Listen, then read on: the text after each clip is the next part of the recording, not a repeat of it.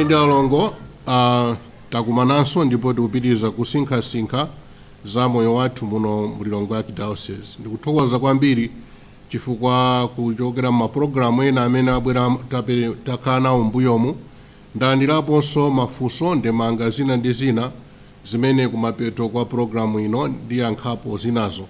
Sindingathe kuyankha zonse, koma zinazo zimene ndingathe kuyankha tiyankhapo panopa. Lero ndimafuna kuti tisindika pena kuti tifufuze bwinobwino titambasule mutu umene uli wofunika kwambiri pakayendetsedwe ka mpingo.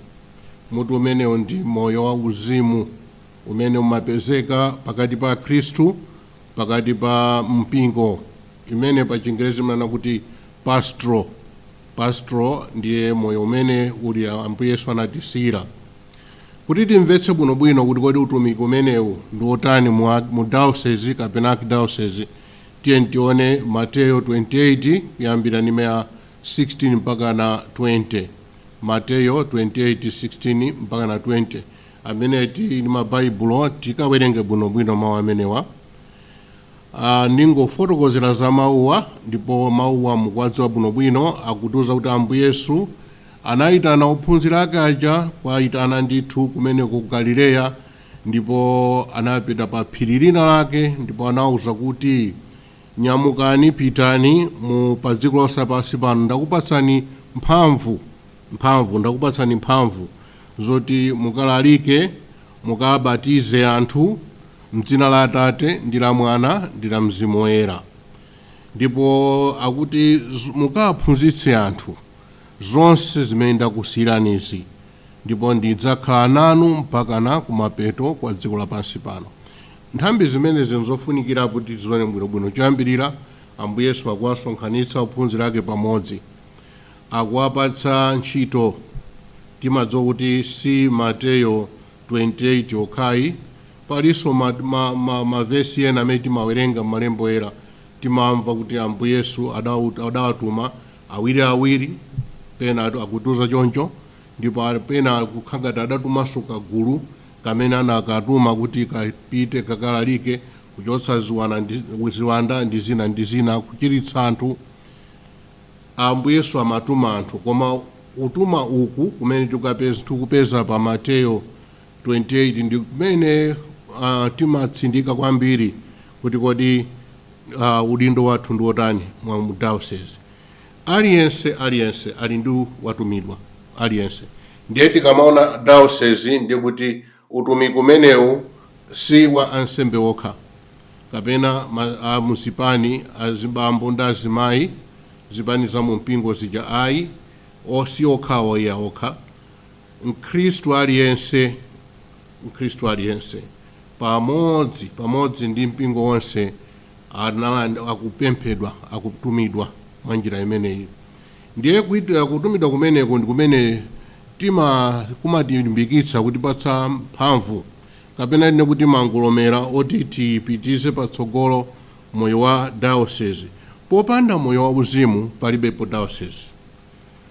Ndizijanso Ambuye Yesu adanena kuti fufuzani choyambirira ufumu wa Mulungu, ndipo zonse zotsatira mudzalandira. Ndiye ndi moyo ofunika kwambiri. Nthawi zina timakamba za zitukuko, maphunziro, zipatala, nkuyiwala kuti zonsezi si choyambirira iya.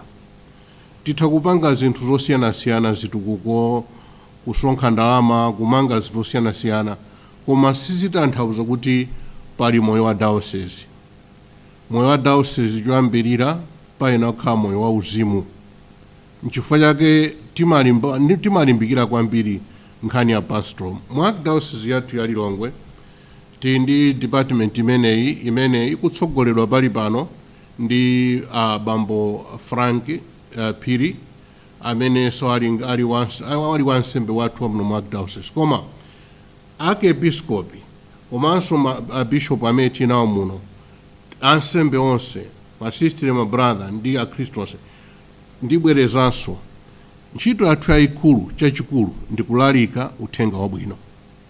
Ndiye nkhani imeneyi ndimafuna kuti tioneko pang'ono pokhuzana ndi archdiocese ino yathu ya Lilongwe, kuti kodi Lilongwe Archdiocese inoyi ili ndi nthambi zotani ndipo chimene chikuchitika ndi chani. Maparishi tanena kuti alipo palipono 52 ndipo tizonjezabe, ndiye moyo umene utifuna kuti ulimbikitsidwe kwambiri pakati pathu. Ndiye choyambirira nimafuna kuti tione kodi moyo wa uzimu kuti ukhalepo chimene chiyenera kuti tichione kwambiri. Choyambirira kuti chachitika ndi chani. Choyambirira payenakha kuti pali mpingo umene wasonkhana. Mwamwayi tili ndi ndondomeko imene timati ndondomeko ya mphakati.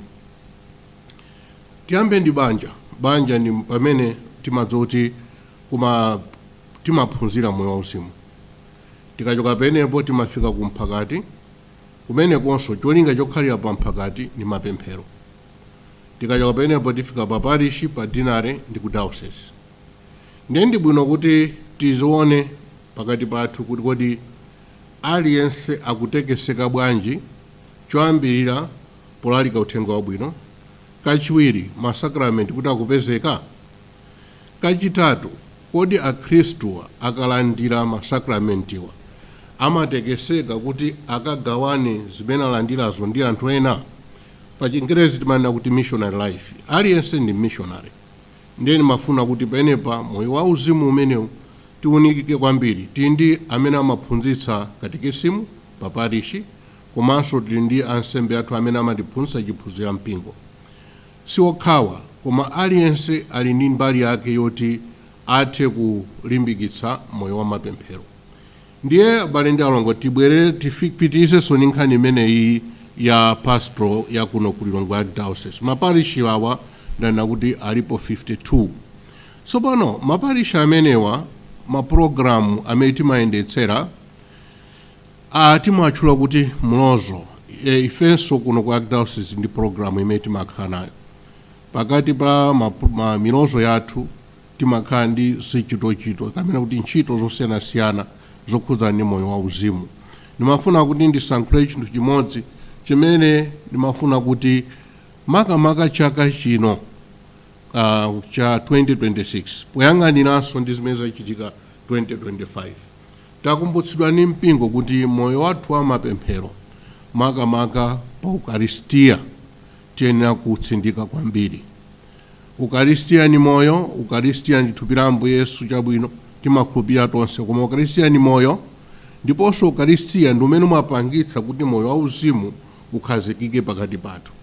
Chaka chatha taona kuti mwamwayi Mulungu atidalitsa kuno kwa Archdiocese ya Lilongwe kuti bungwe la maepiskopi kumalawi kuno linakhazikitsa msonkhano wa Ukaristiya kuti kukambindikiro wa ukulu wa Ukaristiya umene unachitika kuno, ndipo tinapindula kwambiri ifeyo akuno ku Lilongwe Archdiocese. Poyang'anira ndi zimene zachitikazi maparishi athu onse tsopano tikupempha kuti akhristu lachinayi lililonse mupeze mpata ndithu ansembe akhristu ene ake tonse tipeze mpata kuti tizipembedza Ukaristiya. Ena amadabwa kuti kodi moyo wa uzimu mu mpingo wa Katolika tizitchula zopembedza Ukaristiya. Inde. Ife akatolika sikuti timalakwitsa kapena tiyena kuchita manyazi. Ambuye Yesu tikamawapembedza mu Ukaristiya ndi zimene Ambuye Yesuso adanena kuti ili ndi thupi langa, aliyense amene alandira ine sadzafa adzakhala ni moyo. Ndipo Ambuye Yesu anthu amene anamuzindikira kuti ni Mulungu amagwada pasi kumpembedza. Komanso Ambuye Yesu adanena mosakayika uthenga wa Yohane, mukapeza maveso amene alipo amene akuna kuti ine ndi Atate ndife amodzi. Kukhala kwa Atate iye ndi Atate ndife ndi amodzi ndikomwekonso tapeza mawu awa a Mateyu 28 una kuti mukawabatiza anthu m'dzina la Atate ndi la Mwana ndi la Mzimu Woyera. Kuna kuti mukawabatize anthu m'dzina langanso chifukwa Utatu Woyera muli Mulungu Mwana. Ndiye Ambuye Yesu adanena ndithu kuti iye ndi thupi lake, anthu atazindikira umulungu wake anamgwadira, ndipo pali zambiri zimene Ambuye Yesu adanena kuti ine ndi Atate ndife amodzi. Ndiye izi nangokufuna kuti ningokamba pang'ono pa nkhani ya Ukaristiya kuti kodi mu archdiocese ya Lilongwe chifukwa chani komanso mu mpingo wa Katolika kumayi kuno chifukwa chani tikutsindika za kupembedza Ukaristiya. Maparisha athu ambiri chizolo tili mapemphero amenewa pakatipa anakhala ngati adazilala pang'ono. Pali sakramenti lina limene mafuna kuti ndikukumbutseni abale ndi alongo, ndi sakramenti la kulapa. Ena amati sakramenti yachiyanjano. Pakali pano tili mu nyengo ya Lenti. Ine ndimakondwera kwambiri kuti ndikuona matchalichi mwathumu ansembe akapezeka kuti alapitsa Khristu. Ambiri mwa inu mukubwera, ena mwa inu mukubwera kuzayanjana ndi Mulungu, kuzipereka kwa inu kwa Mulungu, kuulula machimo anu, kulumikizana ndi Mulungu, kuyambanso moyo watsopano. Izi nzabwino, koma ndi ena chabe. Tikuona sakramenti mwachisanzo, sakramenti la kulapa likangati likufa pakati pathu.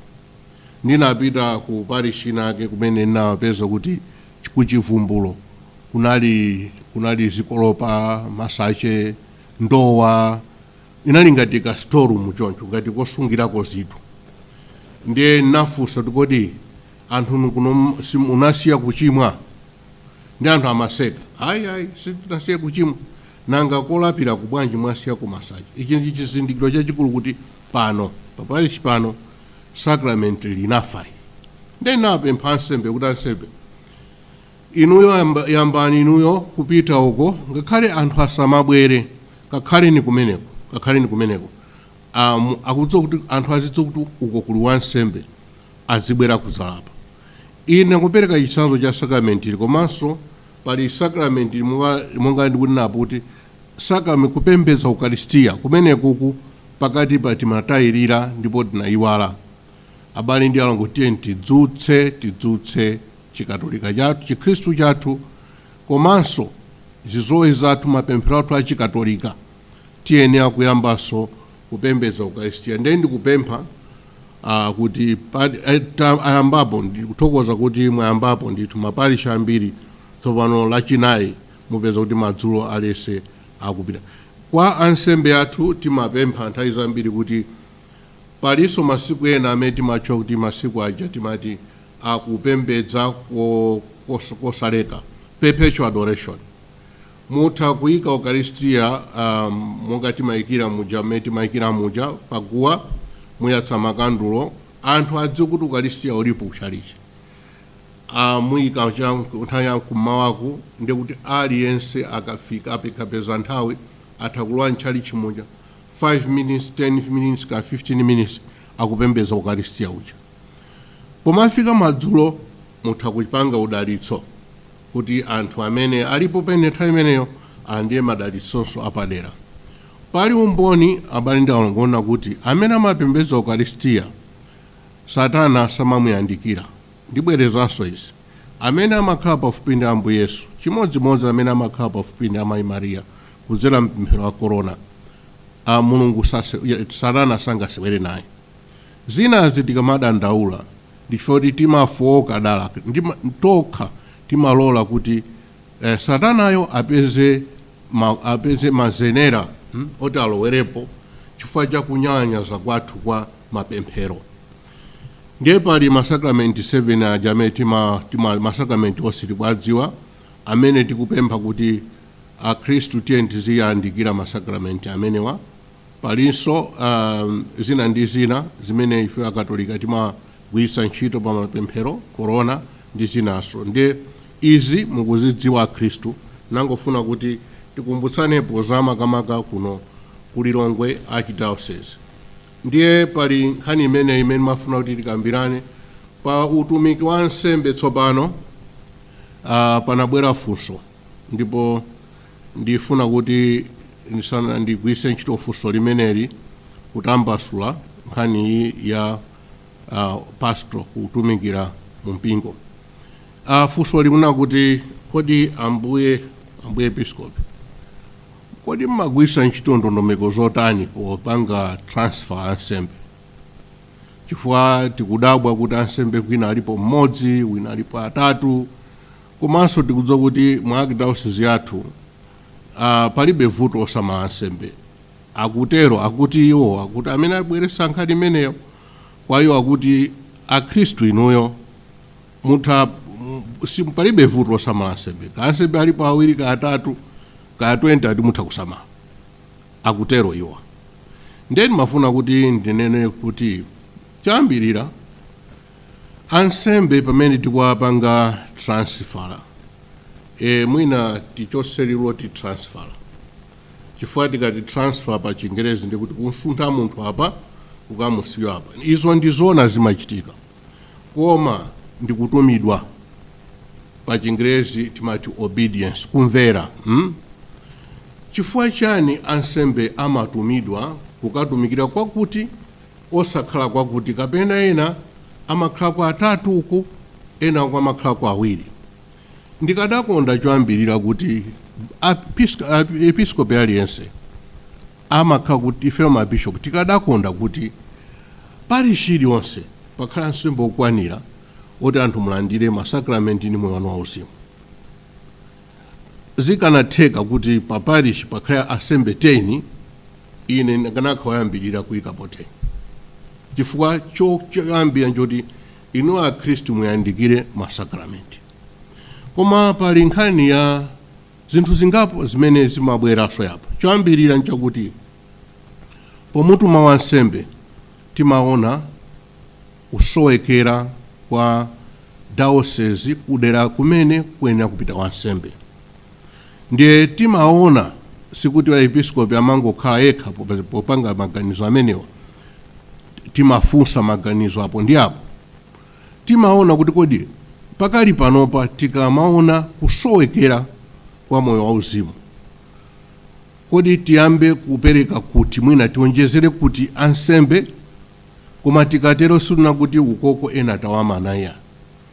Mudzaona kuti nthawi zina pena ansembe achuluka pakanthawi, koma mukapeza kuti patapita zaka zingapo kumeneko kwa ansembe atsika nambala kwina nambala achuluka. Izi mutati muonetse zimakhala choncho. Ndikumbukira pali parish inake tinayikapo ansembe atatu. Patapita zaka zitatu kapena zinayi tinatsitsa anakhapo ansembe mmodzi. Ndipo ena tinawatumiza kwina. Ndikanatha kufotokoza kuti kodi tima zimene zimakhala bwanji koma mwina nthawi singatilole. Koma ndikuonena mwachidula kuti zosoweka za diocese kudera limenero ndimene limapangisa choyambira kuti episcopi aganize za nambala yopita anthu kumeneko. Kachiwiri, nambala ya ansembe ena mwina mmaganiza kuti ansembe alipo miyanda kutapa kutaya, sizona. Titaukanda ansembe 75. Kwa mutati muone ansembe 75 aja muyang'anire misinkhu yawo ya ansembe aja.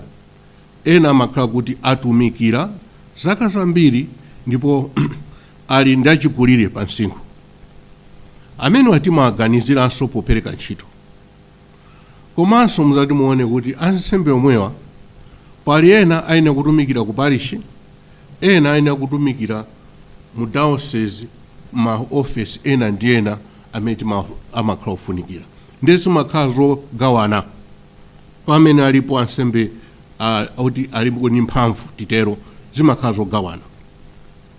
Komanso poyang'anira moyo wa masiku ano kuti mutenge wansembe angakhale kuti akulimbikira bwanji ndikungomusiya pa utumiki umodzi mwina pena pake timamulakira wansembe uja. Ndikati kumusiya pa utumiki umodzi kwa nthawi yayitali, nde mudzaona kuti ansembe tsopano poyang'aniranso kuzosowa za diocese tikuwatumiza kumaphunziro. Ndizoona kuti tikamatumiza ansembe kumaphunziro anthu ena amadandaula kuti tsono mukuti siyatu pa umphawi kuno. Nchifukwa chake muzapeza kuti makamakaso pa nkhani imeneyi chifukwa mwina timayenera kutumiza ansembe athu aja adakala achinyamata kuti akalowa kalasi akapita mkalasi kumaphunziroko akakhale kuti agwire bwino maphunziro awo aja. Ndiye ngati apita kagulu muzapeza kuti pena panchitika ngati dazi pang'ono kuti mwina kuli wansembe mmodzi apaliwo. Sikuti zimene zimakhala chonja mpana kalekale. Pakapita nthawi ansembe aja amabwerera ndi amasokereranso kusokereranso malo aja amene kula ansembe ali ngati atsika nambala pang'ono. Zimenezi muzaona kuti ngati tikasiya kupanga zimenezi, inu nomwe akhristu muzaona kuti ansembe anu sazakutumikirani bwino, chifukwa ansembe anu akusowa aphunzire bwino. Ndiye monga mwa archdiocese yathu ino, ansembe amene apena ku maphunziro alipo ambiri. Mwina ngati sindikulakwa posida pafika pafupi 20. Pamatha zaka zingapo abwerera kuzatitumikira. Ndipo cholinga chake nchofuna kuti mpingo upite patsogolo. Ndiye ndimati ndipemphe kuti mwina tichotse maganizo ona kuti akutipatsa ansembe ochepa chifukwa sitingathe kusamala ansembe. Ndi masamala ansembe izo sosakayikitsa. Koma tiye tione ubwino wa mpingo mbali zina ndi zina. Nimafuna kuti ndiyankhepo pang'ono funso limene ndalandira lokhuzana ndi project ya cathedral kuno ku Lilongwe Archdiocese imene malemu ambuye archiepiscopi Tarcisius Ziyaye adayamba. Project yabwino kwambiri. Ndi pano ndi chithunzi cha cathedral imene cathedral mukaona ndi chithunzi cathedral yaikulu kwambiri imene tikayimanga izakhala ndithu yaulemu yoti yonyaditsa kuti tizipempheramo mmenemo. Project imene sinathe. Nimafuna kuti ndikambepo pang'ono zokhuzana za project imeneyi. Pa zaka zimene kuno ndakhala zaka za 5 tikutumikirani, ndinaunika choyambirira nditafika za ndalama imene kusowekera kuti project imene ichitike. Pa nthawi imeneyo zaka zapitazo project poiona imaoneka kuti itenga ndalama zambiri zosachepera mwina 4 billion. Ndikati zosachepera 4 billion ndikuti sikuti ndi 4 billion ya mwina zikanafika 6 kapena 7 billion. Ndipo yang'aniranso mmene chuma chilili, mmenenso inu akifika akhristu kupeza kwathu kulili, naona kuti bwanji tione njira ina yoti tikayamba ntchitoyi isazalephereke. Chifukwa mwina tikangoyima pa nkhani ya sonkhasonkha kuti tipange sonkhasonkha mwina ndikukamba pano za 9 kapena 10 billion. Sonkhasonkha umenewu utha kutitengera mwina zaka 50. Apa tinene zona. Anthu mmadzipereka kwambiri, ndipo munadzipereka munapereka ndalama imene ilipo timasungabe yokhuzana project imeneyi. Koma kuti project chikumansanga chifama project kuti kuyamba ndi kumaliza. Anthu ambiri amatuza kuti project samapyole 2 years. Ngati project yakha kuti yambirira bwino, ikamafika chaka chachiwiri kapena ngoti chaka chachitatu, ikhale kuti ntchito yatha mukutsekulira. Tikapyola pamenepo project ija imalowa m'matope pang'ono. Ndi pamene pamabwera ngongole ndi zina. Ndiye inaona kuti bwanji tipange zichapa yoti mati konza kapansi kuti kamwamba katsike. Ndiye kuyambira nthawi imeneyo tinayamba ndithu mapulani athu amene pali pano inunso mukudziwa. Tikufuna kuti tipeze njira zosonkhanitsa ndalama zimene kuti kuchulukitsa chuma cha mpingo pochita tina ndi tina, tima business timene ifeyo tikupanga ngati diocese kuti kandalama kameneka tikamapanga zimene zikapezeke. N'chifukwa chake ndi ma project osiyanasiyana ngati Centenary Bank zina tikuwuzani posidapa zimene tikuyamba. Izizi zingati kwa ife asodzi amene maita usodzi tikuponya kanyambo kuti mwina tiponya nyambo ija tikole nsomba. Mamodi tipemphe nsomba, tifuna kuti ifeyo tipeze njira zopezera nsombazo. Ndiye njirazo zikuyenda bwino. Ndikuyenda bwino. Kuti tichepetse pang'ono ndalama imene yayikulu imene tikanatha kuti tisenzetse inu ya Khristu. Ndikuona kuti potikatsatira plan imeneyi ndalama ipezeka ndipo nthawi yake tizakuwuzani. Kuti ninene kuti ndalama ipezeka tsiku lakuti tiyamba project tsiku lakuti apapo mwina ndinama. Ndi bwino ndikamalengeza zinthu zikhale zake zoona. Ndipo zinthuzo nthawi yake tizalengeza. Izafika nthawi project tikayiyamba akhristu muzayenera kuti mupereke nsembe yapadera. Chifukwa ngakhale tanena kuti titi chani takufuna tipeze njira zopezera ndalama zosiyanasiyana, ndalama ibe izakhalabe pena pake pazaperewera kuti inu akhristu kwinako mutithandize kuti timalize project. Ndiye tikonzekere kuti project ikazalengeza kuti aya tili ndalama yakuti ndipo tikupemphani akhristu mulowe ndalama yakuti, sizakhala za chilendo ya. Ndiye ndikuthokoza kwambiri chifukwa cha ndalama imene chuma chimene munapereka chikusungikwa ndiponso kuzipereka kwanu ngati funso labwera chifukwa mumakonda diocese yanu.